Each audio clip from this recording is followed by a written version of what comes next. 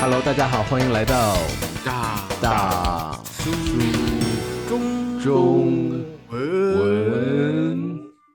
好，今天我想聊一件事情，因为最近我在新闻里面看到了某件事情发生在西班牙跟葡萄牙，我第一个就想到还有法国南部，法国南部，我第一个就想到Ben师，你还好吗？就是大停电。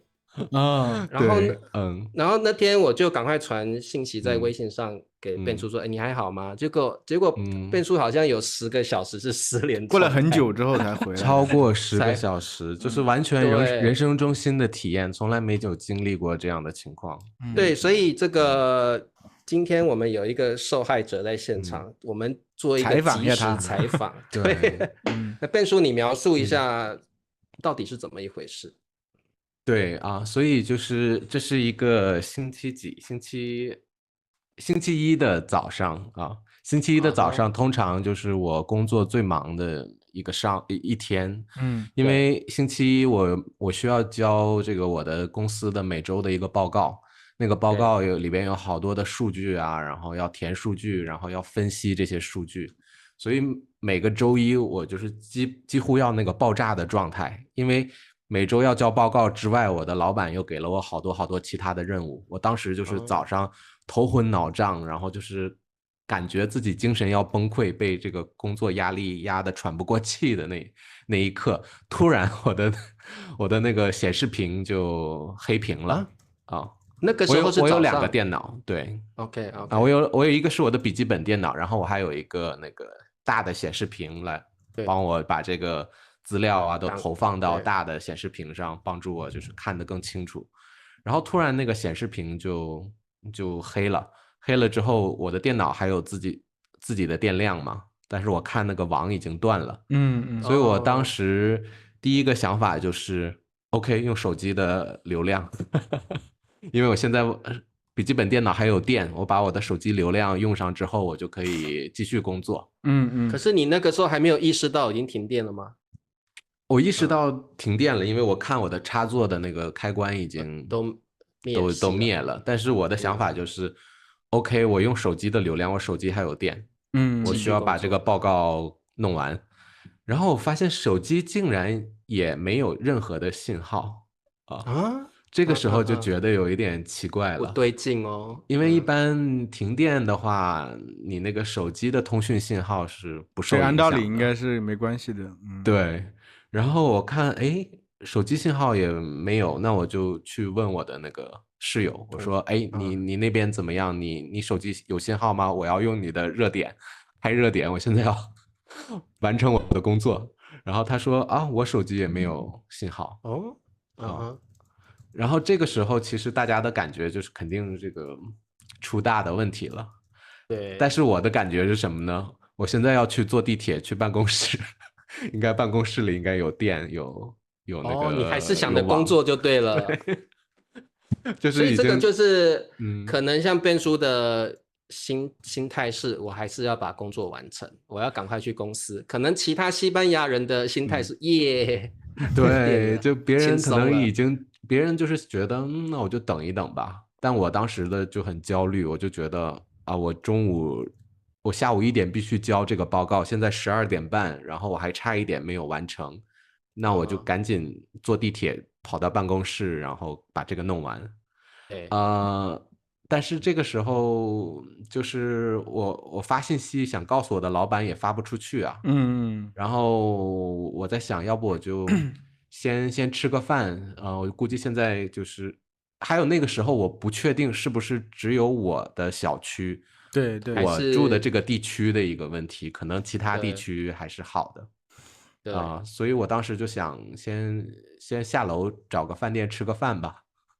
但是下楼之后发现，所有的店外面就是都黑的，店里边是黑的，但是店外面就是里边的员工都跑到这个路上来，然后大家都这个大眼瞪小眼在那站着，就是也不晓得发生什么事，只知道停电而已。对，就大家也在等啊，而且你没有电，你也不能看电视，你也不能听，你也不能手机没信号，你也查不了新闻。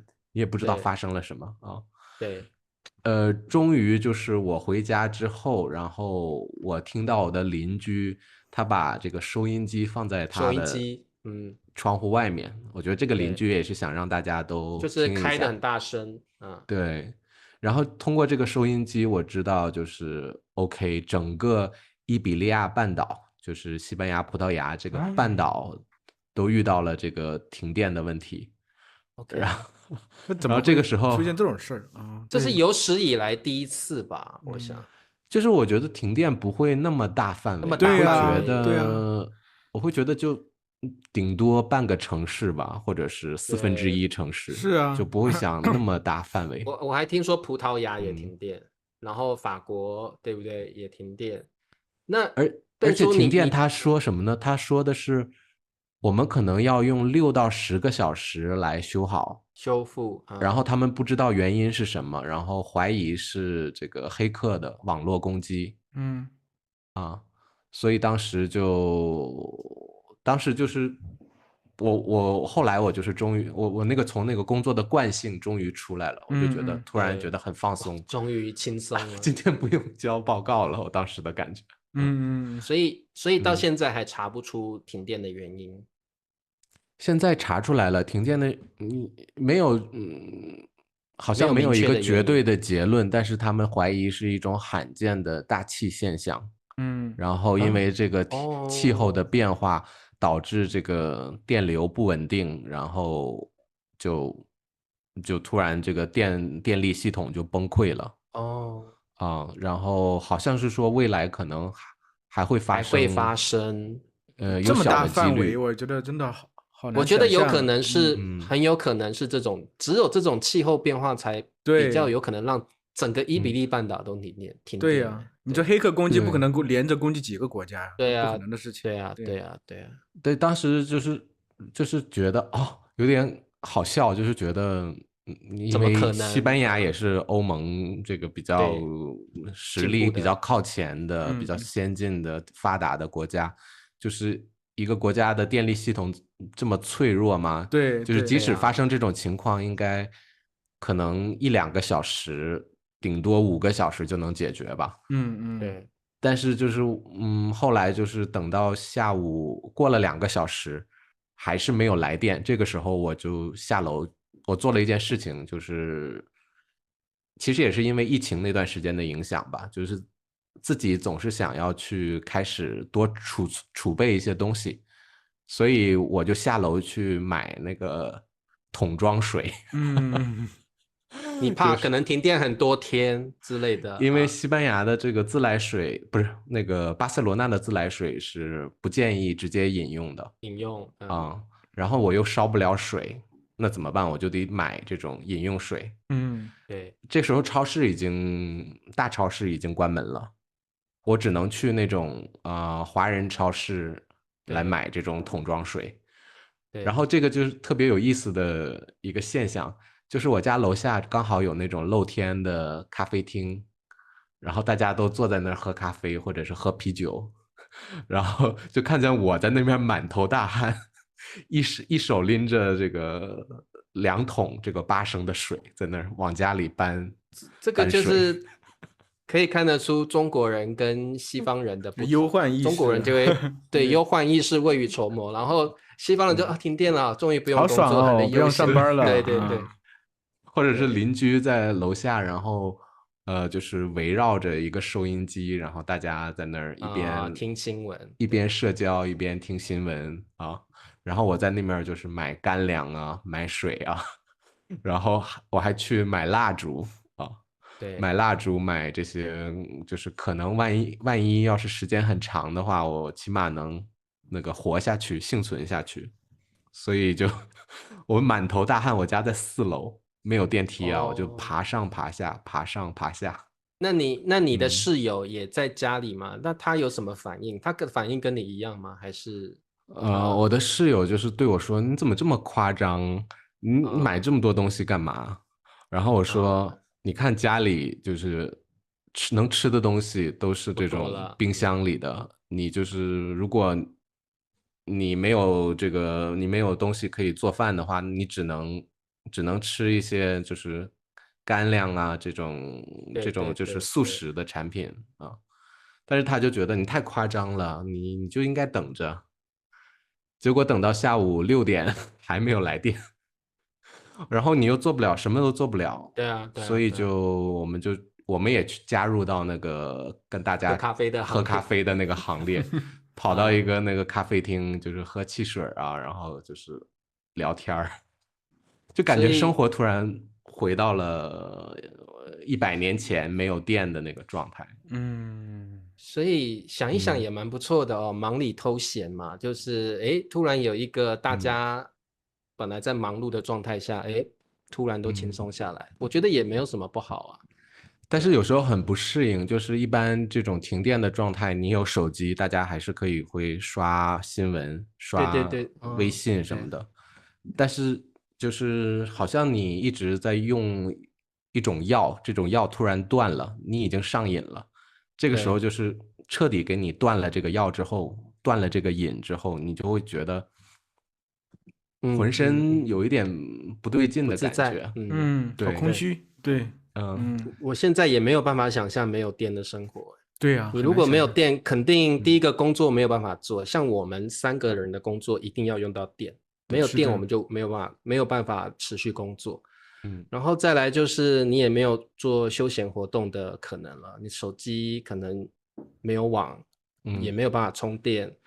然后对啊，就是可能回归到真的原始的生活啦，就是彼此聊天，在院子里面而且你生活的范围只能限制在比较小的范围，因为交通工具都走不了了。交通工具不行，没错，因为那个红绿灯，红绿灯对之前还会有一些有一些余电，但是后来连红绿灯都停掉了，所以到了晚上的时候，就整个城市就黑下来了，然后你就看到有的车就是自己摸黑向前开，然后其实挺惊险的感觉，危险，就我没有见过这么大的城市晚上这么黑，这么黑过，你只能点蜡烛啊，你就觉得不是一个现实的生活，好像你在电影里，你觉得这个场景在21世纪2025年不会发生的一个场景，但是它就真实的在你眼前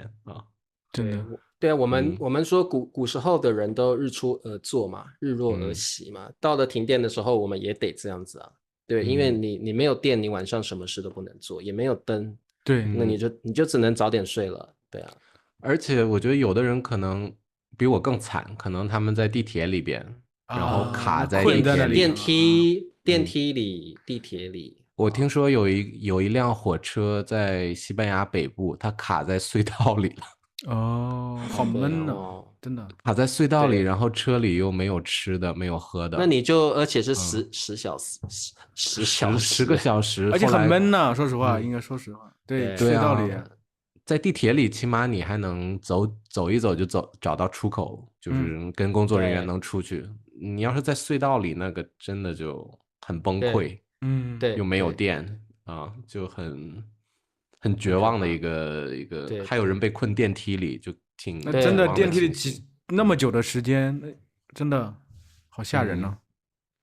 对啊，但是大部分人，我发现西班牙人还是就是除了这些被困住的人之外，大部分的人还是蛮乐观的，蛮镇定的。就是我觉得大家没有那种紧张啊、焦虑的状态，大家就是邻里间都跑到这个走廊里聊天儿。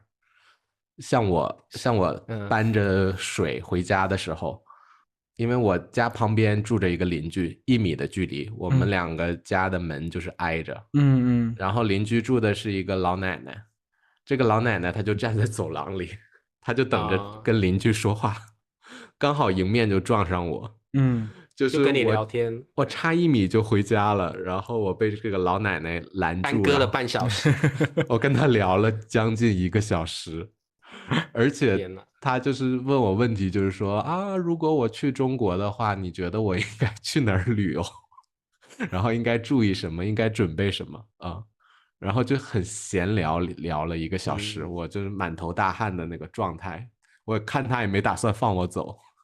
然后我们就是在那儿在走廊里，然后聊了1个小时啊，就完全没有感觉到他很担忧啊，很担忧、焦虑啊。对，停电这种事情，如果10小时了哦，发生在中国，我觉得大家可能没有办法那么处之泰然，对不对？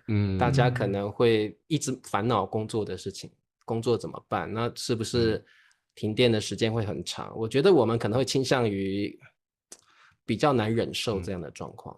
你们会怎么样啊？我想反过来问你，像茶叔，突然你完全不知道什么时候会来电，你没有手机信号，你不可以跟你的朋友联系。其实我跟你讲，大叔中文真的未卜先知了。我们是不是有一集盲盒聊到没有电的生活啊？但是那个比较夸张，好像聊到那个僵尸完全没有。对没有僵尸是另外一集，僵尸是另外一集。对，所以我们这个未卜先知聊过了是吗？对，那其实我觉得没有电的生活，我可能如果是长久没电了，我觉得一开始我可能会当然不习惯1个礼拜吧，但是我觉得我应该很快就会爱上这样的生活。对，就是因为我觉得电当然带来很多便利，但是也带来很大的生活压力吧。但是你跟家人住在一起，这个是一个好处。对，这个是我的一个比较好的地方，就是我有人陪伴。我没有办法报平安，像我发信息，就全都卡在微信了，这是个问题，发不出去。对，其实对我来讲，电最重要的当然就是工作上需要了，其他的场合就是需要时间去适应吧。我还蛮喜欢乡下那种，有没有？大家坐在院子里面。吃完晚饭坐在院子里面大家家人亲戚一起在院子里聊天，哇，那种生活我很向往，我真的觉得那个才是人生。但是这个是你从你自己的角度，但是我觉得在这边的话，像没有电了，所有的那个安保系统都停掉了，那个摄像头也停了。我觉得这边如果要持续很长时间的话，可能会有一些治安混乱、抢劫啊这种可能会发生。就是你也连打电话报警都报不了，然后又没有那个摄像头记录这个犯罪行为啊。西班牙还好，我很难想象这个发生在美国啊，但是没有批评的意思啊，但是就是对没有，可是电影都这样演啊，他们自己好莱坞的电影都这样演啊，就每次发生了什么外星人入侵啊，或什么灾难的时候，他们那边很多人就会抢商店啊。对，我是怕有点担，还好时间比较短，我怕时间长了可能会有人会有坏心思出来，肯定会。对。那短时间的茶叔，如果就是你大概知道1-2天没电，你会怎么改变？短时间我觉得可以忍受吧。短时间反正就是去公园走一走啦，就像那个老奶奶一样抓人聊天啊。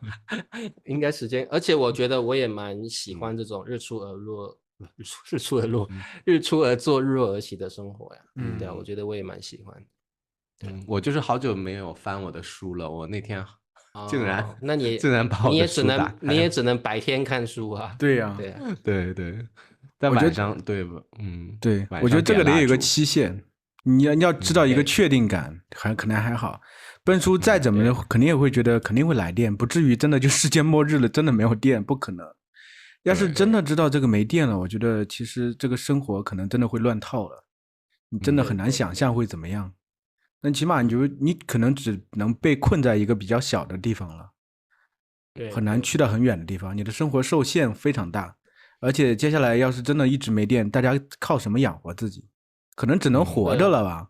要么这个时候可能去哪些地方靠配给制度之类的。对呀，对呀，先囤粮食啊之类的，可能还要想着去种菜呀什么的，可能都要去怎么活下来了。说实话，这没有办法工作赚钱。对啊，你想着怎么去学会去捞鱼啊之类，因为我们对面公园有一个很大的湖。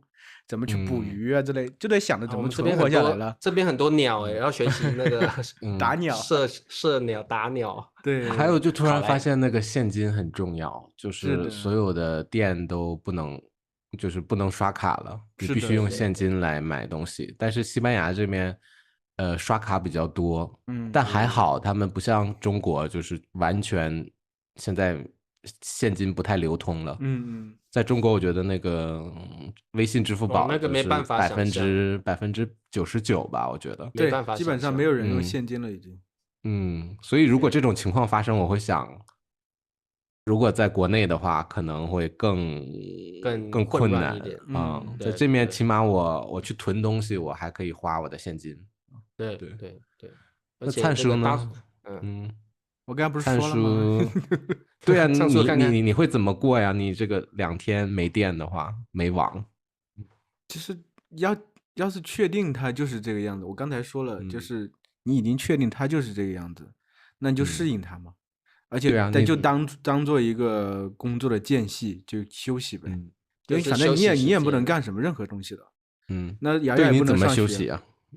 那就是可能得我是一个有家室的人，可能得陪孩子去玩啊，什么看书啊，转一转啊，下棋、玩魔方。对啊，就是我是觉得其实没有太多选择，转也没有就像你刚才说的，周边转很远。对啊，你去任何地方，你也知道，万一油没了怎么办？肯定不敢去很远的地方。对啊。你家住几楼啊？我家5楼，还能走上楼下楼还好。国内很多都20楼、30楼，那就上下就累死了，真的。那还得走，还是得走啊？对呀。对，如果只有几小时还好了，但是我真的觉得一个国家的电力系统好像真的也蛮脆弱的。如果真的一些大气现象造成的一个大范围的停电，那真的也是蛮可怕的。最近气象我觉得可奇怪了，最近好像是整个华北地区这个风特别大，之前预报过就是那种8、9级的，有些就是把人都能吹走的。当然最终来西安的时候，它也没有这么大的风力，但是大家也很惶恐。就是上个星期4的时候，星期5的时候好像就是星期4的时候，然后他们马上放假了嘛。然后那天本来他是准备和小伙伴们一起出去玩的，刚好那天我们去接他的时候，突然起风了，那个风那个树都感觉一半都吹过去，倒下来，快倒下来了。那天上所有那塑料袋啊，什么都飞得满天都是，飞起来，就感觉像世界末日一样，就突然有妖风一样。就最近好像天气挺反常的，说实话。气候各方面挺反常的，像西班牙就是这个瓦伦西亚嘛，就是它就是下了一场雨，这个雨就持续了几个小时，然后就带来了洪水，然后就是在这个地区以前没有，就是近100年没有发生过这么大的洪水，然后导致了这个上百人丧命，然后你看路上那个，因为洪水啊，就是那个主流的街道啊，车都飘起来。然后都那个撞到一起，就是真的很恐怖，你就完全不会想象到平常这么平和，就是你感觉不到会发生任何自然灾害的地方，因为一场暴雨就造成这么大的损失。我是真的觉得这个就是人在自然面前真的还是很脆弱，我们自以为自己是自然的主宰者等等，会这样。因为上个星期的时候，我陪瑶去了一趟这个图书馆，借了几本书。当时有这个 DK 出版的，就是这个有个叫庞贝古城，你们肯定都知道嘛。火山就是那个意大利罗马的时候，火山爆发了，把整座城市给掩埋在的火山灰的下头。当时这个书给我很大的震撼是什么？他因为通过考古还原了很多当时人的这个生活场景，就在灾难发生的当天，每个人都是过得很平常的生活。酒店在营业，甚至有些人在送当时的外卖，有些人去这个澡堂里去洗澡啊，各种东西都有。他们只是在过一个很平常的一天。这个时候突然火山喷发了，火山喷发出来就逃不了了，真的逃不了。火山喷发，它同时首先有地震，地震来了之后，火山喷发了，连在一起。所以当时那个海边那个海浪特别大，船只都走不出去，你就被困在那里了。有些人想因为看到这个过来，有一个人他的朋友在这里，想从另外一个地方坐船来去接他的朋友，靠不了岸，他只能往另外一个城镇去走。到那个地方之后，发现这个火山灰往那边走，所以那个地方也受灾了。就天空上那些火山灰，还有那些滚烫的岩浆啊、岩石的往下砸，就是真的是人间地狱一样。那个时候人们很多拿个枕头头上这样弄着。首先就是我是觉得人在这个自然面前真的非常非常的脆弱。我们现在总觉得我们能干什么都行，去哪个地方很容易，对吧？世界就在我们的脚下，觉得世界就这么小，想去哪就行。但是笨叔当时刚才给我们说这个停电的时候，我突然之间觉得我们人类其实能去的地方非常的少，非常的小。对，我们被困在一个很小的地方。但这个东西可能又是几千年来的历史，人们就是这样的。其实我们都是生活在很小的一个生活，就是这个环境里头。只是现在好像变得很大，让我们人类这个内心变得很膨胀，觉得我们好像无所不能，人定胜天。对，但是现在你看，这所有东西都是一些自然的灾难，可能是自然对我们的一些警告。其实你在20世纪初的时候，出现了很多灾难片嘛，什么2012啊等等，就整个地球都毁灭了等等，是不是？其实我们可能现在也要去注意一下，我是觉得可能自然界会对我们有些反击。我现在上课的时候真的不要太张狂，要学习谦卑啦，人类还是要学习谦卑。是的，对，就是现在我有时候上课，我的学生就告诉我说，老师上不了课了，因为我们这儿发生森林大火，现在外面都是烟。哪个国家的学生？就是在美国加州那些地方，加州的学生，对还有就是有学生就是家附近有这个龙卷风啊，有洪水啊，是就觉得近几年这种情况越来越自然灾害越来越频繁了，真的。就还有时候自己也挺担心，就是说不定哪一天就突然遇到这种自然灾害啊。其实我真的觉得人类都太关注自己周遭的那种琐事啦，像什么政治啦什么的，然后有时候会对立啦，因为一些小事对立抗争。其实你返回自身想一想，人其实是何其渺小，在大自然面前，在天灾面前，有时候人的生命就像蝼蚁一样，其实是很脆弱的。所以我觉得有时候，我觉得人有时候活得实在一点，然后活得自在一点，真的不要去想太多对立的事情。对啊，还有真的有这个感悟，就是就像蔡叔刚才说的，就是好像这个网络呀，还有这个电呢，给你一个假象，让你觉得你生活在一个地球很小，就是你想去哪儿随时可以去。是的，但是等你把这个电和网都拿掉之后，你发现你就是生活在一个很小的地方。对，像从我家走到市中心都要走半个小时。然后那出个国就更难了啊！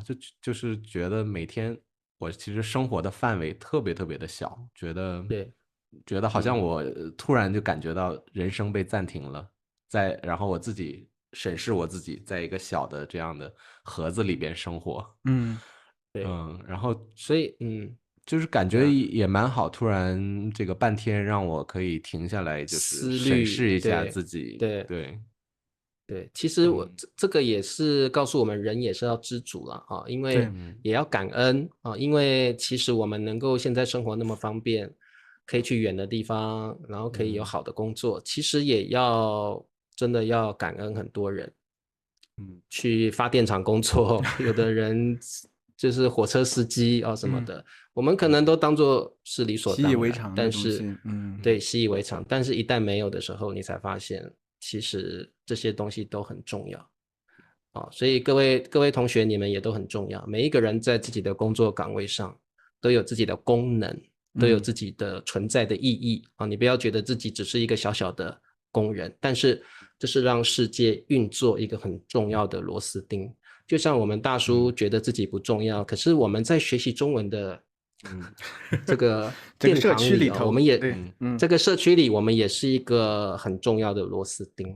还有就是你生活中你烦恼的那些事情，像我抱怨我的工作，你感觉是那么大的事情压得你喘不过去，后来你觉得其实像我剩下的那个星期一的后面的半天，我就觉得我上午为什么要那个状态？我明明可以让我的生活有一个更好的、更平和的、更享受的一个状态，为什么要去因为这些事情让自己的心情变得那么糟糕，然后让自己压力那么大？就是还是大家要注意好平衡自己的心态，不要去纠结于那些特别让你困扰的事情。这个人好像就真的就是这个样子。前2天瑶瑶发烧、咳嗽，我们唯一的想法就是他赶紧好过来，赶紧健康是最重要的。等他稍微恢复点，你会觉得说，哎呀，还有好多事情，学习也好好努力呀，运动要加上呀，等等。这就是人，我发现人永远在这么一个循环里头，好像你跳不出去，想要去遭罪，想要去这个。但是你一旦失去了最基本的东西，你就会发现，好像没有什么事情是不可以暂停的。你像新冠病毒那时候一流行的时候，很多工作会议什么都暂停了，什么都不能做。所以那个时候大家就会去思考，人生有什么东西是不能停止的？其实都可以。对，在你人生的过程中，只要你觉得值得，你就应该停下手边的事情去做。对，没有什么事情是不可以暂停的。对真的，你自己要掌握自己按这个暂停键的这个能力，就是不需要让外界去帮你暂停，你自己找到时机就自己暂停一下。对，真的，只要你觉得值得，没有什么事情是不能改变、不能暂停的。好 ，OK， 我们今天聊一个西班牙停电，我们可以聊那么多东西出来，果然是大叔中文啊。好，那么我们下次还有更精彩的节目等着大家，我们下一期再见喽，拜拜。好，拜拜。